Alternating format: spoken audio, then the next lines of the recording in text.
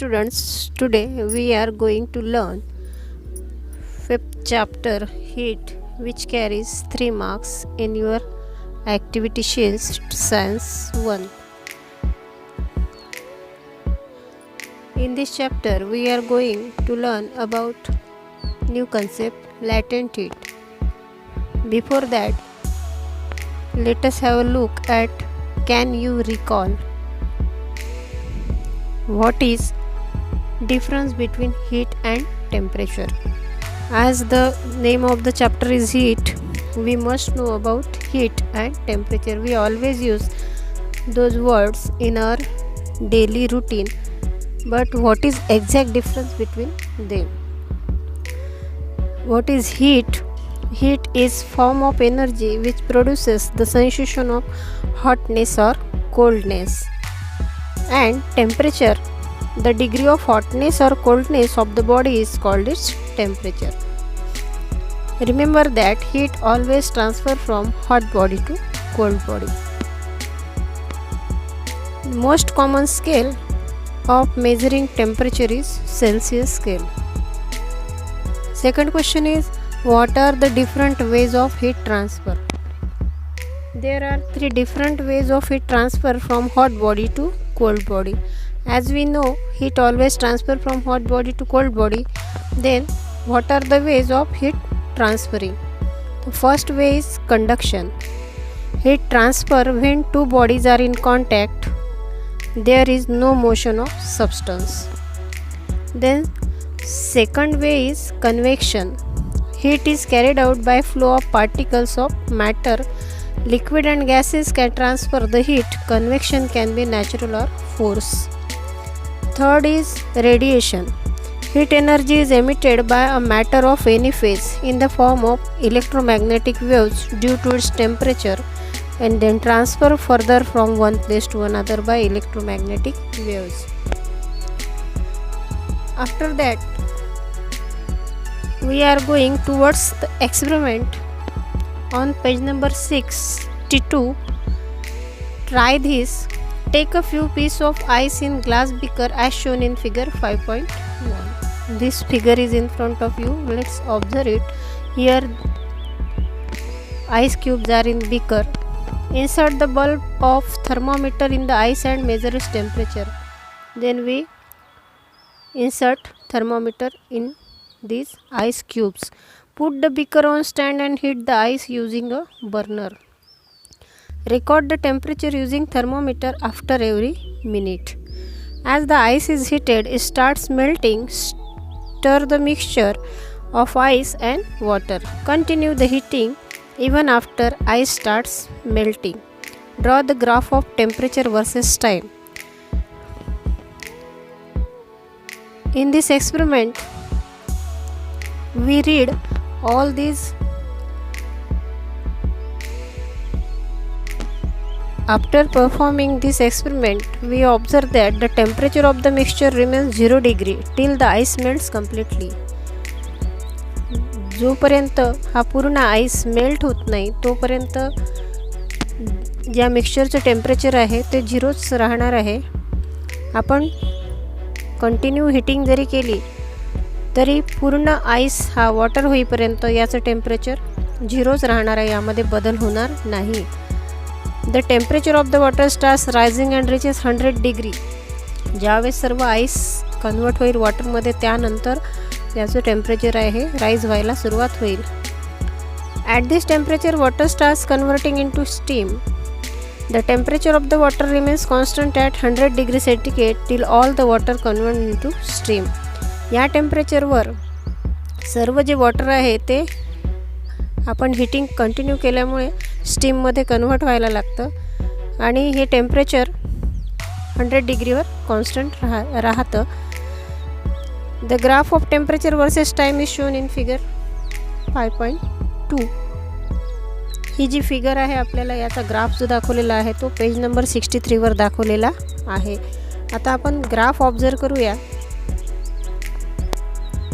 Graph जर आपण observe केला तर आपल्या लक्षात येईल टाइम वर्सेस टेम्परेचर असा हा ग्राफ आहे. जोपर्यंत पूर्ण आईस हा ज्यावेळेस आपण हीट द्यायला लागतो आईसला, त्यावेळेस थोडा थोडा आईस जो आहे तो लिक्विडमध्ये ट्रान्सफर होईल, परंतु हा आईस अर्धा राहिला आणि वॉटर जरी अर्धा राहिलं तरी त्यामध्ये टेम्परेचर आहे हे वाढणार नाही, ते तिथे झिरोच राहील जोपर्यंत पूर्ण आईस हा वॉटरमध्ये किंवा लिक्विड स्टेटमध्ये कन्वर्ट होणार नाही. The temperature remains constant during this transition. This constant temperature at which the ice converts into water is called melting point of ice. जोपर्यंत पूर्ण आईसचं कन्वर्शन लिक्विड स्टेटमध्ये होणार नाही तोपर्यंत त्याचं टेम्परेचर वाढणार नाही. या कॉन्स्टंट टेम्परेचरला आपण मेल्टिंग पॉईंट ऑफ आईस असे म्हणू. During transition of solid phase two liquid the object absorb heat but its temperature does not increase. इथे ही गोष्ट एक लक्षात ठेवायची आहे की पूर्ण आईसचं वॉटरमध्ये कन्वर्शन होईपर्यंत त्याचं टेम्परेचर जे आहे ते अजिबातही वाढणार नाही, जसंच्या तसंही राहील, कारण हा जो ऑब्जेक्ट आहे आईस आहे हा हीट ॲब्झॉर्ब करतो. This heat energy is utilize for weakening the bonds of between atoms or molecules in solid and transform it into liquid phase. ही जी हीट आहे ही या दोन ॲटममधले किंवा मॉलिक्युल्समधला जो बॉन्ड आहे तो वीक करायसाठी तोडायसाठी वापरला जातो. The heat energy absorb at constant temperature during transformation of solid into liquid is called latent heat of fusion. इथे आपण लॅटेंट हीट ऑफ फ्युजनची डेफिनेशन बघितलेली आहे. The heat energy absorb at constant temperature during transformation of solid into liquid is called latent heat of fusion. The amount of heat energy absorbed at constant temperature by unit mass of solid to convert into liquid phase is called specific latent heat of fusion. इथे definition दिलेली आहे तुम्हाला bold लेटर्समध्ये. The amount of heat energy means जी energy आहे heat energy जी absorb होते सॉलिडमधून त्याचं कन्वर्शन लिक्विड फेजमध्ये करण्यासाठी त्याला आपण specific latent heat of fusion असं म्हणतो. Once all the ice is transformed into water, the temperature of water starts rising. एकदा की पूर्ण जो आईस आहे तो वॉटरमध्ये कन्वर्ट झाला की मग वॉटरचं टेम्परेचर आहे वाढायला लागतं. It increases up to 100 degree centigrade आणि ते कुठपर्यंत इन्क्रीज होईल 100 डिग्री सेंटीग्रेड. या 100 डिग्री सेंटीग्रेडलाच आपण बॉइलिंग पॉईंट असे म्हणतो. Line BC in the graph represents rise in temperature of water from 0 degree to 100 degree. या ग्राफमध्ये जी लाईन दाखवलेली आहे BC ही rising in temperature of water from 0 degree to 100 degree आपल्याला शो करत आहे. Even though heat energy supplied to water is temperature does not rise. जरी हीट एनर्जी त्याला देणं कंटिन्यू चालू असलं तरी वॉटरचं टेम्परेचर आहे ते वाढणार नाही. The heat energy absorb by water at this temperature and use to break the bond between molecule of liquid and convert into liquid into gaseous state. हे जे लिक्विड आहे या लिक्विडला गॅसियस स्टेटमध्ये कन्वर्ट करण्यासाठी ही एनर्जी वापरल्या जाते. Thus, during transformation from liquid phase to gas phase, heat energy absorbed by the liquid, but its temperature does not change. त्याचं जे टेम्परेचर आहे ते चेंज होणार नाही. The constant temperature at which the liquid transform into gaseous state. आता वर तुम्हाला दाखवलेलं आहे की जी लिक्विड गॅसियस स्टेट, तर इथे द कॉन्स्टंट टेम्परेचर तेवढंच आहे, ते वाढलेलं नाही आहे. At which liquid transform into gaseous state is called boiling point of the liquid. The heat energy absorbed at constant temperature during transformation of liquid into gas is called latent heat of vaporization.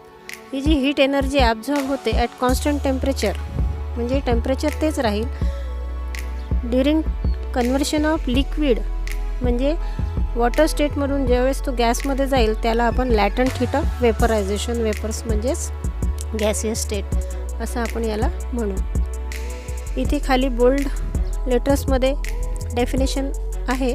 The amount of heat energy absorb at constant temperature by unit mass of liquid to convert in to gaseous phase is called specific latent heat of vaporisation.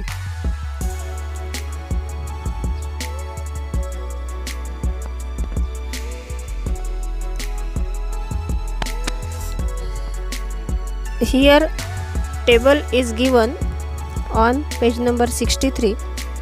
You can observe this. Here substances and their melting point, boiling points are given. Then last questions, use your brain power. Is the concept of latent heat applicable during transformation of gaseous phase to liquid phase and from liquid phase to solid phase? इथे आपल्याला विचारलेला आहे की हा concept जो आहे लॅटेंट हीटचा हा gaseous फेजमधून liquid फेजमध्ये आणि लिक्विड फेजमधून सॉलिड फेजमध्ये ट्रान्सफॉर्मेशनसाठी अप्लिकेबल आहे का, याचं उत्तर आपण काय देऊ शकतो? हा ॲप्लिकेबल आहे. When heat is withdrawn, the state of substance changes at constant temperature. When gaseous phase transforms into liquid phase, heat equal to latent heat of vaporization is given out. And when liquid changes into solid at a freezing point, then heat equal to latent heat of fusion is given out. Then second question is, where does the latent heat go during this transformation? या ट्रान्सफॉर्मेशनच्या दरम्यान ही latent heat कुठे जाते? The latent heat is used in overcoming the force of attraction between the molecules of substance. It is also used to bring the molecules of substance closer to each other. These changes occur at constant temperature. In this way, latent heat,